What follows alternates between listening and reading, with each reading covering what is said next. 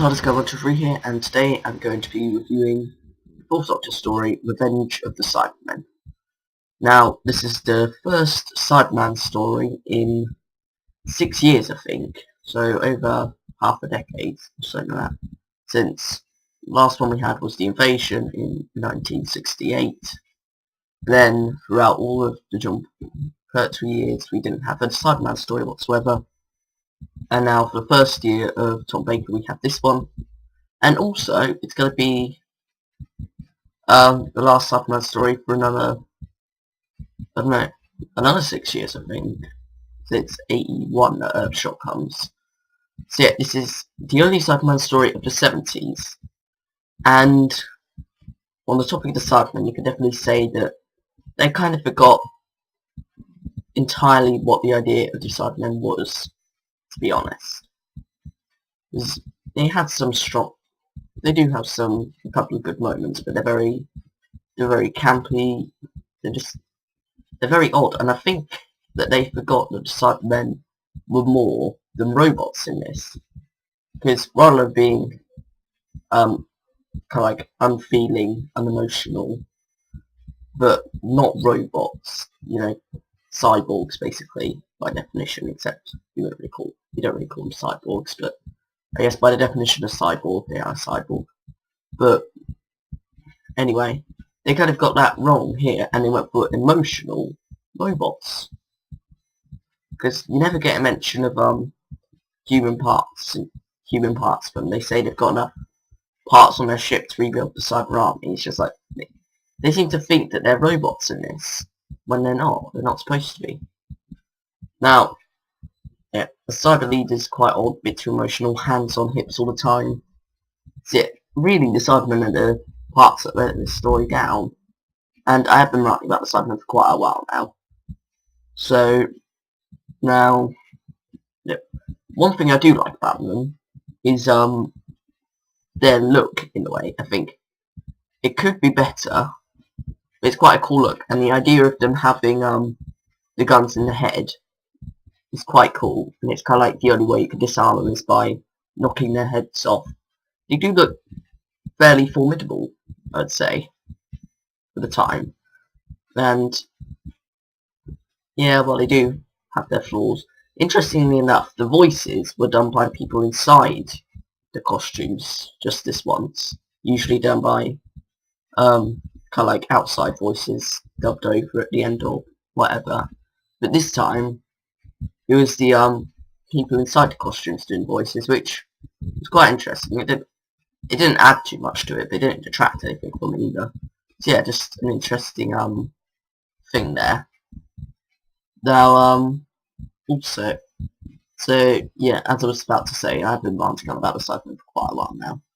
So yeah, I think this is probably the worst they were in the classic series, the Cybermen. Not necessarily the story, but the Cybermen themselves. And the entire title, Revenge of the Cybermen, kind of like implies, because revenge is emotion, in a way. So, yeah, it feels like they forgot what Cybermen actually were for this. Now, if it wasn't Cybermen, and they were just kind of like random enemies, the story might not be looked so badly upon, but because they're Cybermen, it does kind of ruin that aspect. Their weakness to gold is introduced, which isn't too bad, you know, think about it that way. They have had quite a few weaknesses in the past, and I mean, emotional impulses and whatnot, electric charges, force fields, what else was there, radiation in the 10th planet, solvents in the moon base, you know, just, they've kind of got an ever-growing list of weaknesses at this point, but I think gold they do stick to after this. So yeah, that's alright. And to be honest, and you'd think the Cybermen would, dare I say the word, upgrade. You'd think they would upgrade themselves to avoid these weaknesses after they've encountered them. They'll kind of like adapt themselves, because they are a race for surviving. So I guess that works. But now, enough of the Cybermen, let's talk about other aspects of the story. Now this is set on the same set as the Ark in Space. So you're on So, but it's set in the past instead. It's on Nerva when it's a beacon rather than in the future when it's the Ark. And I think that's quite an interesting idea, you know, having them go back into the past instead, and it gives them one more story to do stuff with and whatnot. So, yeah, I think that works. And they don't really stress that too much. Well, it was obviously a cost-cutting exercise to save money for this story by sharing sets and whatnot, and it does kind of make sense. You know, it's not really heavily dwelled upon.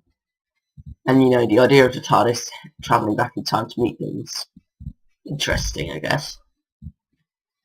But, yeah, that's that. The Vogons. Now, Voga itself, actually, first. The location footage at Wookiee Hole is amazing, I think.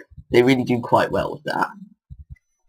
The Vogons themselves, I think, they come across quite well.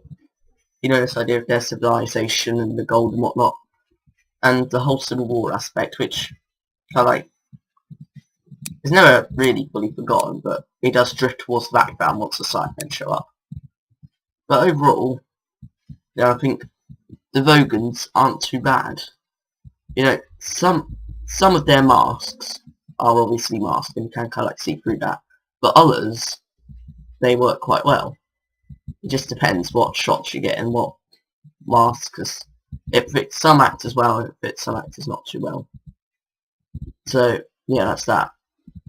Then, the studio shots of the caves,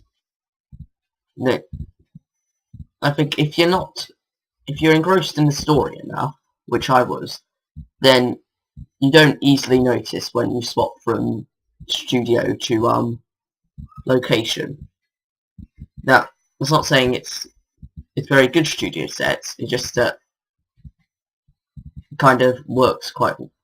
It just kind of like fades into one almost with the constant switching. So yeah, the Cybermen attack on Voga. It's quite a cool sequence if you don't look too far into it, because when you look too far into it, you think, how do the Vogan's weapons have no effect whatsoever? They have a planet of gold. Cybermen, their weakness is gold. They are on the planet of gold. Nothing seems to be happening to them. The Vogan's guns are made out of gold. Why are their bullets not made out of gold? Either that or they are, but they're just not hitting. It's just...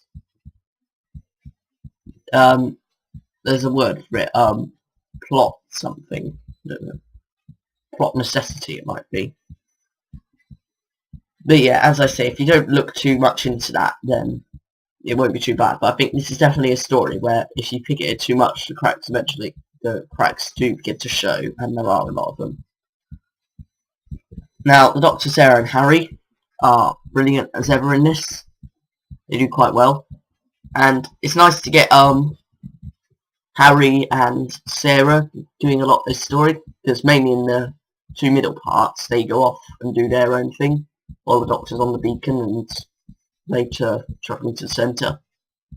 So I think that's quite nice, because often you get the Doctor and Harry doing stuff in their stories, like Genesis of Daleks for the first half of that. It was them two, Ark in Space, it was them two. So yeah, it was quite nice to see Harry and Sarah get a bit to do together. And also, it then goes to the Doctor and Sarah for the last episode, and Harry gets a bit cut short, just being on the planet. But I think it works quite well for him. So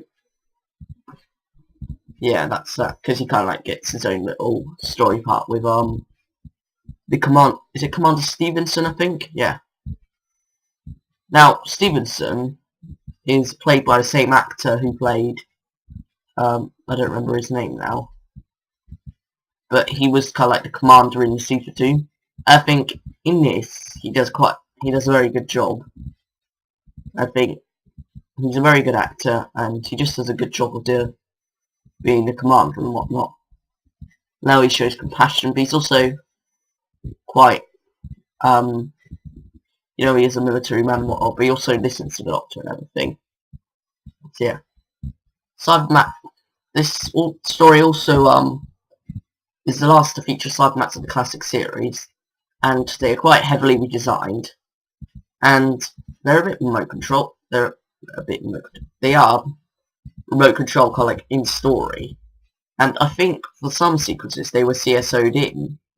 You can kind of like see that outline around them CSO, because so that's quite odd, I guess. But yeah, I think the Cybermen could have been better used in this story. The Cybermen don't appear until, well, they do appear in episode 1 and a bit of episode 2. They don't appear properly and have their real presence till the end of episode 2. So yeah, that's interesting. Because usually you get the monster revealed as the cliffhanger of part 1. But this time they were revealed at part 2. So yeah, that's just an interesting part. Now, I think I'm going to wind it up here. So overall, despite all its flaws, I think if you do not pick at it too much, if you don't kind of like try and find all these flaws, if you go into it with just an open mind and try to enjoy it, then you can get quite a good level of enjoyment out of this. So I think that's why I'm going to go 7. Maybe that's too generous. I think 6 out of 10 is probably the best rating for this story. And I know it does have its fans. It was the first story to be released on official BBC VHS, so it's always going to have a place in people's hearts for that. But yeah, I think that's overall it's a great and enjoyable story. You know, it has many flaws. The Cybermen are quite off in this. The Cybermen are my second favourite villains. My first is Zygons, but yeah, I think the Cybermen themselves are quite good in this. No, sorry, not the Cybermen themselves. I think the story itself is alright, but the Cybermen do drag it down a lot. And the cast, apart from the Cyber Leader, is great, and even the Cyber Leader is not too bad. I think it's more the dialogue that's the problem. And there's some acting that doesn't work a bit, but I think it's mostly the dialogue and the plot that lets the Cybermen down.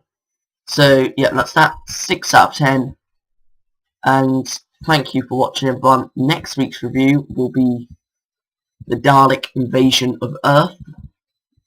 And yeah, that's pretty much all I have to say. Thank you for watching, everyone, and I'll see you next Saturday. Bye, everyone.